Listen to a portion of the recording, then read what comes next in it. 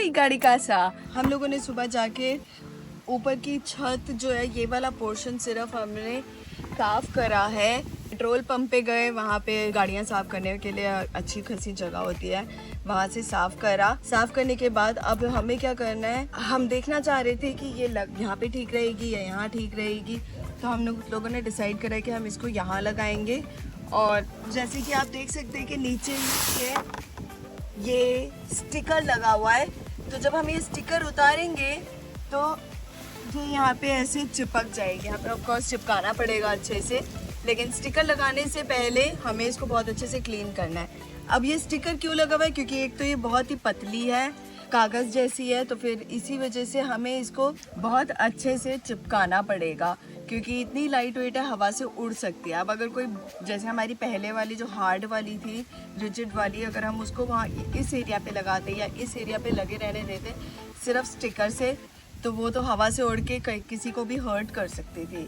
तो इसीलिए अब हम क्या करेंगे, पहले इसको ढंग से चिपकाने के लिए हम इसका सरफेस पूरा क्लीन करेंगे अल्कोहल से। ये आप देख सकते हैं, ये अल्कोहल लिया है हमने, ग्लव्स लिए हैं क्योंकि अल्कोहल केमिकल होता है, स्कॉच ब्राइट्स का एक पैकेट लिया है, एक ये अलग सा पैकेट है, दूसरे टाइप का स्कॉच ब्राइट है, तो स्क्रबर है बेसिकली, और टिश्यू पेपर हमने लिया है। सबसे पहले हम अल्कोहल छिड़कते हैं और स्कॉच ब्राइट से स्क्रब करना शुरू करते हैं। हमने मीडियम हार्ड वाला स्कॉच ब्राइट लिया है ताकि हमारी कैरावान का पेंट खराब ना हो। पूरे एरिया को 4 से 5 बार अल्कोहल एंड स्क्रबर से साफ करके उसको टिश्यू से अच्छे से क्लीन किया, ताकि मिट्टी का तिनका भी उस एरिया पे ना रह जाए। ऐसा करने से पैनल को जब हम चिपकाएंगे तब बबल रहने का कोई गुंजाइश नहीं रहेगी। क्लीन करने के बाद हम पैनल को सेट करते हैं और उसके गम वाले एरिया पे प्लास्टिक स्ट्रिप को हटाना शुरू करते हैं।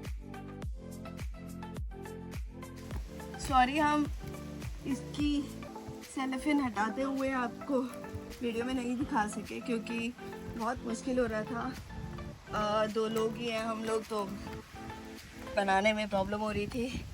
हमने हटा के अब अपने आप से लगा तो दिया है। अब उसको चिपकाने के लिए मैं प्रेशर दे रही हूँ खुद इसके ऊपर चढ़ के।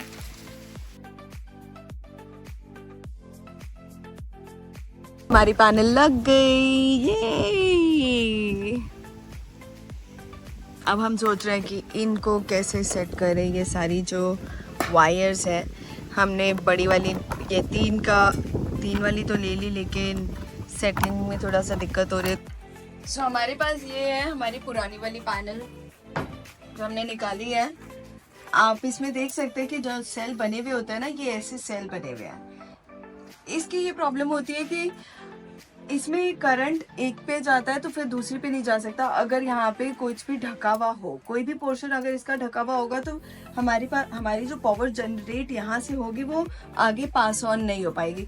इस पैनल का ये एक प्रॉब्लम है। तो जो हमने अभी लगाई है फ्लेक्सिबल वाली, उसमें सारे सेल्स एक दूसरे से कनेक्टेड हैं, तो उसमें ये प्रॉब्लम नहीं है। दूसरी प्रॉब्लम इसकी क्या है कि ऑफकोर्स ये ब्रेक हो गई थी, बट कि ये बहुत ही पुरानी है। तो इनकी प्रॉब्लम क्या होती है पुरानी वालों की, पहली कि ये बहुत ज़्यादा हैवी होती है।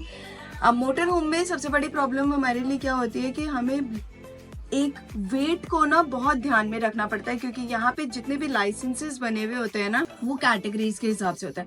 अब जो हमारी कैटेगरी है B वाली, जिसमें हम ये वाली अपनी मोटर होम चला सकते हैं, एक लिमिट होती है वेट की। तो हम अगर ऐसे हैवी वाली पैनल्स रखते हैं तो उसमें वेट ऐड होता रहता है, और अगर हम वेट ऐड ऑन करते रहेंगे, चीज़ों को ऐड ऑन करते करते, तो हमारी टेक्निकल इंस्पेक्शन में बहुत प्रॉब्लम हो सकती है। इसीलिए हमने इस बार फ्लेक्सिबल वाली लगाई। ये पुरानी वाली जो लगी हुई आई थी, ये हैवी वाली है। दूसरी प्रॉब्लम जो इसमें होती है सबसे बड़ी, वो ये है कि ये बहुत ही रिजिड है। जैसे कि मैंने अभी बोला कि हमने फ्लेक्सिबल वाली लगाई है, तो वो फ्लेक्सिबल होने की वजह से वो कागज़ जैसी है, रिजिड नहीं है इतनी ज़्यादा, और वो कागज़ जैसी है, हल्की सी है, पतली सी है, उसको आप कैसे भी मोड़ सकते हो, कोई प्रॉब्लम नहीं है। इसके लिए इनफैक्ट आप यहाँ से देखें तो आपको प्रोफाइल भी लगाना पड़ता है, ताकि क्योंकि आप पैनल को डायरेक्टली ना सरफेस पर नहीं लगा सकते। तीसरी बड़ी प्रॉब्लम जो है, जो पुरानी वाली पैनल्स हैं, उनकी एफिशिएंसी ना 10-15 के अराउंड होती है। पावर एफिशिएंसी जो हमें मिल रही थी वो अभी जितनी मिल रही है उससे हाफ मिलती थी। सो आप सोच सकते हैं कि हमारे पास बहुत ही कम पावर जनरेट हो रही थी, जितनी कि हम कंजम्पशन कर रहे थे उसके से कम हो रही थी। अब जो हो रही है वो बेटर हो रही है नई वाली पैनल से। अच्छा, मैं दिखाती हूँ आपको ये पीछे से कि ये कैसी है। Wow, it's very heavy. Okay, तो पीछे हमारे पास यहाँ पे इसका जो सर्किट बना हुआ है, यहाँ पे क्या है, पुरानी वाली में ये एक और प्रॉब्लम है कि ये जो वायर्स आती हैं पॉजिटिव एंड नेगेटिव की, ये आती हैं 4 mm में पुरानी वाली में।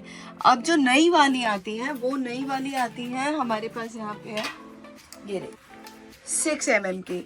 तो अब क्या प्रॉब्लम है, हम चाहते हैं कि हम ये वाली पैनल भी लगा लें, टूटी हुई है लेकिन फिर भी कभी कभी ना काम करती है। तो मतलब वेट तो ऑफ कोर्स ऐड कर रही है, बट ठीक है, अभी हमारा मैनेजेबल है वेट, तो इसमें से इतना प्रॉब्लम होना नहीं चाहिए क्योंकि ये ऑलरेडी लीगलाइज्ड है। लीगलाइज्ड अगर मैं बोलूँ तो कहने का मतलब क्या होता है, होमोलॉग्ड है। स्पेन में क्या होता है कि हर चीज़ जो भी आप अपने घर में लगाते हो या कुछ भी चीज़ आप खरीदते हो वो लीगलाइज्ड होनी चाहिए, मतलब कि सर्टिफाइड होनी चाहिए।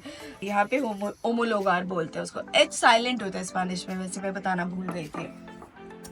ठीक है, तो उसकी वजह से हमें इसको लगाने में कोई प्रॉब्लम नहीं होगी क्योंकि ये ऑलरेडी सर्टिफाइड है और ये ऑलरेडी हमारे ना मोटर होम के पेपर्स पे लिखा हुआ है। अब इसको क्या करना पड़ेगा, इनको हमें, क्योंकि अब हमारे पास नई वाली के हिसाब से हमें लगानी है, तो हम ये वाली के कनेक्टर्स को यहाँ पे फिट करेंगे। यहाँ पे अब फिट करने के लिए हमारे पास प्रॉब्लम है कि हमें ये सारा जो सिस्टम ऑलरेडी बना हुआ है उसको निकालना पड़ेगा और इसको लगाना पड़ेगा। तो हम सबसे पहले क्या करेंगे, इन वायर्स को सेंटर में से कट कर देंगे ताकि थोड़ी सी लंबी वायर्स हमारे पास है और ये बाकी वायर्स कनेक्टर्स हम दूसरे में यूज़ कर सके। तो कट करेंगे और कट करने के बाद हम इसको यूज़ करेंगे जो बेसिकली एल्यूमिनियम को मेल्ट करता है। आयरन एल्यूमिनियम को मेल्ट करने के लिए होता है, मुझे पता नहीं इसको क्या बोलते हैं। ये है वायर्स को टक इन करने वाला, ब्रेड बोलते हैं आई थिंक इसको। आपको पता हो तो मुझे कमेंट्स में बताना प्लीज़।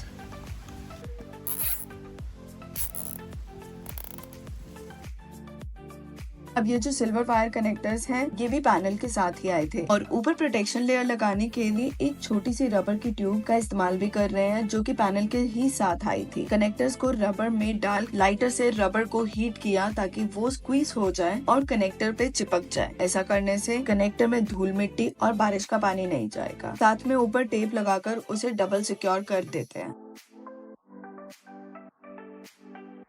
शाम हो गई है, इसको हम सुबह से कर रहे हैं। हमने इतना कर दिया है कि हमने सोलर पैनल को चिपका दिया है। फाइनली यहाँ वाली रिप्लेस नहीं करी, मतलब सेम प्लेस पर रिप्लेस नहीं करी है, रिप्लेस करी ज़रूर है, सेम प्लेस पर नहीं करी है। हमने यहाँ पे लगाई है, तो यहाँ पे हम दूसरी शायद नई वाली लगाएंगे और हमारा प्लान है एक और लेने का जो हम इधर लगा देंगे। अभी के लिए मेरा एक काम बचा है यहाँ पे, वो है ये कि मैं इस पे ये पाइप लगा दूँ ताकि ये पॉजिटिव और नेगेटिव की वायर्स एक दूसरे से टच ना हो और कोई सर्किट ना हो। तो मैं ये कर देती हूँ।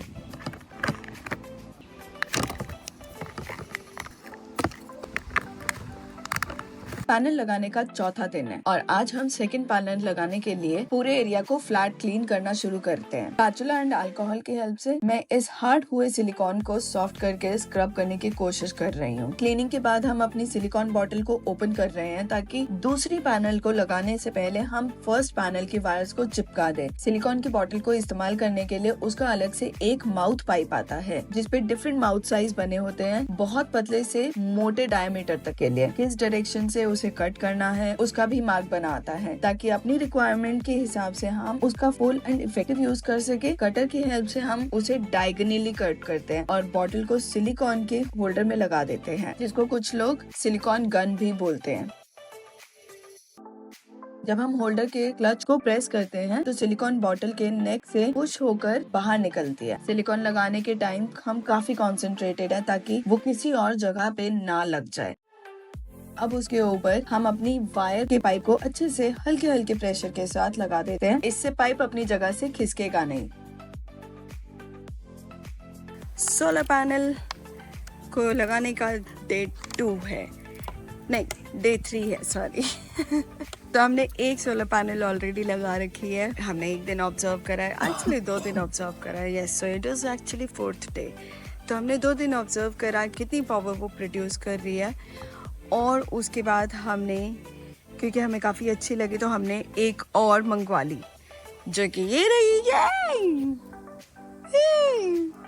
सेम साइज़ की हमने मंगवाई है बिल्कुल, और इसको हम रखेंगे यहाँ पर, जो हमने स्पेस क्लीन करा था स्पेस पे रखेंगे। अभी हम इस स्पेस को पूरा और अच्छे से अल्कोहल से क्लीन कर रहे हैं। मैं आपको पीछे से दिखा सकती हूँ कि कैसी होती है। ये वाली जो नई वाली आई है, ये पीछे से ऐसी है। तो ये जो ब्लैक आप देख रहे हैं, इसके ऊपर एक स्टिकर लगा हुआ है बेसिकली। इसको रिमूव करेंगे तो ये जो ब्लैक है, ये गम है इसकी, और ऐसे लंबी लंबी लाइंस है। तो ये हमें पूरी लाइन नीचे तक उतारनी थी, इसी वजह से। चलिए सफाई करते हैं। अब सफाई वाला पूरा प्रोसेस दोबारा से रिपीट करते हैं और पैनल को लगाना शुरू करते हैं। इस बार हमने पैनल को दूसरी साइड से लगाना शुरू किया, क्योंकि वो हमें ज्यादा इजी लगा। यहाँ पे कोऑर्डिनेशन की बहुत ही ज्यादा अहमियत है। हॉरिजॉन्टल स्ट्रिप से हस्बैंड ने प्लास्टिक स्ट्रिप को उतारना शुरू किया और मैंने पैनल को संभालना। अगर पैनल गलती से नीचे किसी भी गलत जगह पे लग गई तो हमारी सारी मेहनत खराब हो जाएगी। इसीलिए अपनी बाजू को सपोर्ट के लिए मैंने पैनल के नीचे लगा दिया।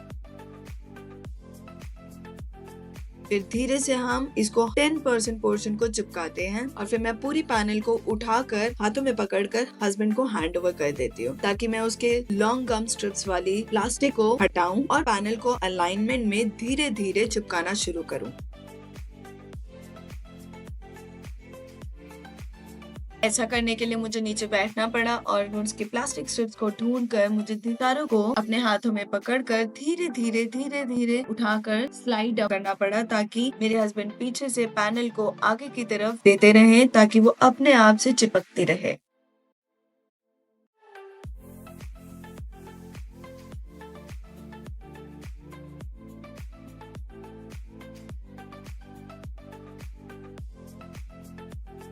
ये काम बिल्कुल भी आसान नहीं है। पैनल को धीरे धीरे स्लाइड करके चिपकाना था। 40% लगाने के बाद हस्बैंड को कैरावान की दूसरी साइड शिफ्ट होना पड़ा, क्योंकि वहाँ से पैनल उन्होंने पकड़नी थी और मुझे पैनल के ऊपर चढ़ना पड़ा और मुझे पैनल उसे पकड़ानी पड़ी। इस तरह से मैंने पैनल को कैरावान की छत पे चिपकाना शुरू किया।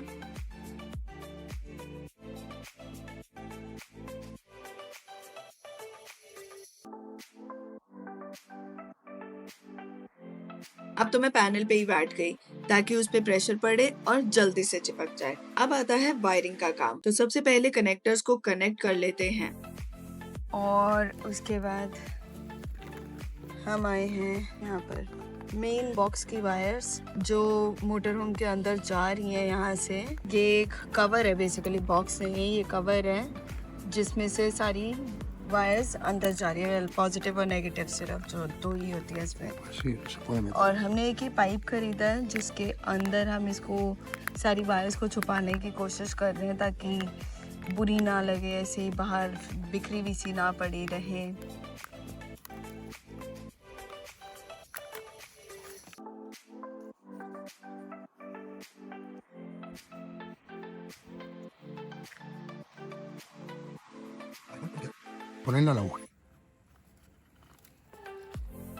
यहाँ से आप देख सकते हैं कि केबल्स अंदर जा रही है। तो हम क्या कर रहे हैं, पहले इसके शेप में अच्छे से इसको फिल कर रहे हैं, सिलिकॉन से फिल कर रहे हैं, ताकि अच्छे से उसका बॉक्स जो है, जो ये वाला कवर है, सेट हो जाए।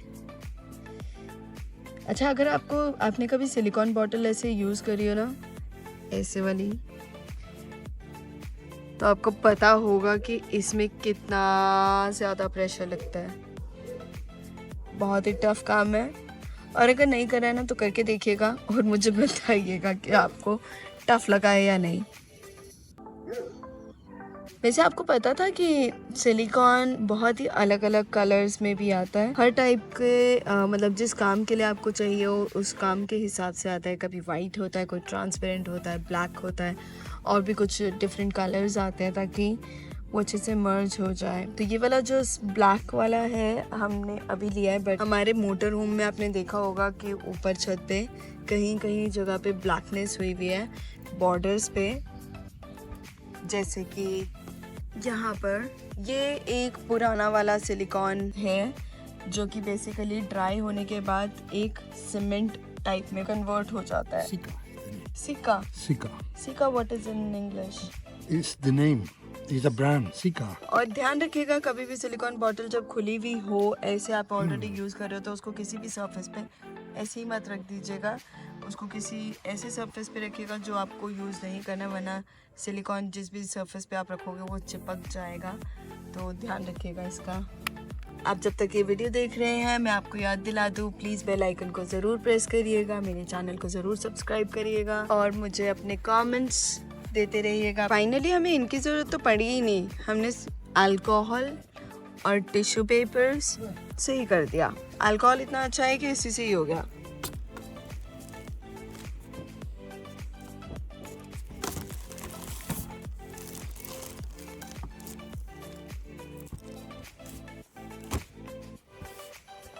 पिछले 5 दिन में हमने ये सब ऐसे लगा दिया है। हमें वायर को अंदर बंद करना था, बेसिकली टिकाना था, तो उसकी वजह से हमने पेस्ट कर दिया, लेकिन हम भूल गए कि हमें उसमें वायर्स को फिक्स करके रखना है कि बाहर निकले ना। तो अब हमने क्या किया है, उसमें एक होल किया है, एक पेचकस को गर्म करके इस प्लास्टिक की वायर को डाल रहे हैं और इससे वायर्स को अंदर सेट कर रहे हैं। ये सबसे अच्छी चीज़ होती है वायर्स को सेट करने के लिए कहीं पे भी। एक जहाँ पे बॉक्स है हम वहाँ पे भी लगा रहे हैं इसको, ताकि वायर, उसकी जो मोटी वाली वायर है वो बार बार पैनल पे ना आए। केबल्स से आके सेट हो गई। अब हमें इधर की केबल्स को देखना है कि हम इसको इस ट्यूब में कैसे डालें, क्योंकि दो, आपको याद है कि एक ही कनेक्टर में दो है। अच्छा, मुझे ना याद आया कि मैं आपको बताना भूल गई हूँ कि इन कनेक्टर्स को बोलते हैं MC4, इनका नाम है MC4। हमने पहले ये डेमोन्स्ट्रेशन करके देखे, इन वायर्स को ऐसे एकदम साथ में लगा के देखा कि ये ठीक लगेगा या नहीं लगेगा, क्योंकि हम सोच रहे थे कि हम इन दोनों पाइप्स को जो दिख रहे हैं आपको यहाँ पे, इनको सिका लगा के, मतलब कि सिलिकॉन लगा के जॉइन कर दे ताकि हिले ना वहाँ से। एंड क्योंकि हम लोग नहीं चाहते कि वायर्स पैनल्स के ऊपर आए बिल्कुल भी, तो इस वजह से भी। तो अभी हम पहले चेक कर रहे हैं। मेरे पति महाराज को वायर्स ऐसे दिखती हुई बिल्कुल नहीं अच्छी लग रही हैं, उनका मन कर रहा है सारी वायर्स को कवर कर दें, लेकिन हमने ट्राई करा और वो कवर नहीं हो पा रही है, क्योंकि जो पाइप हमारे पास है वो छोटा है, ये काफ़ी छोटा, आप देख ही रहे हैं, वायर्स काफ़ी मोटी हैं वहाँ पे और पाइप बहुत छोटा है, तो नहीं हो पा रहा। तो हम क्या कर रहे हैं कि जो मेन वायर है, उस जो ओपन वायर थी उसको कवर करके रख रहे हैं, ताकि ज़्यादा उसका बारिश का पानी की वजह से कोई ज़्यादा डैमेज ना हो और पानी ऊपर से इधर उधर गिर के साइड हो जाए। ये लग गई, पैनल्स लग गई। आप मेरे पीछे देख सकते हैं, मैं इसके ऊपर आराम से लेट भी सकती हूँ, ये कोई प्रॉब्लम नहीं है। और ये अब दिख रही होंगी मेरे पीछे पैनल्स आपको बिल्कुल आराम से। और ये सारी इंस्टॉलेशन और ये सारा सामान, अब इस सारे सामान को मैं यहाँ से हस्बैंड को पास करूँगी। यहाँ पे आप देख सकते हैं कि यहाँ पे दिखा रखा है 25 के अराउंड मैक्सिमम करने के लिए। तो अगर anything which is above then 12 watts, 12 is good, क्योंकि हमारी बैटरीज 12 की हैं। सो जितनी ज़्यादा होंगी उतना ज़्यादा अच्छा है, बैटरी ज़्यादा जल्दी भरेंगी। तो अभी हमारे पास क्या बचा है, हमारे पास बचा है कि हमारी बैटरीज भरे लिटरली, बिकॉज बिल्कुल ही डिस्चार्ज हुई हुई हैं।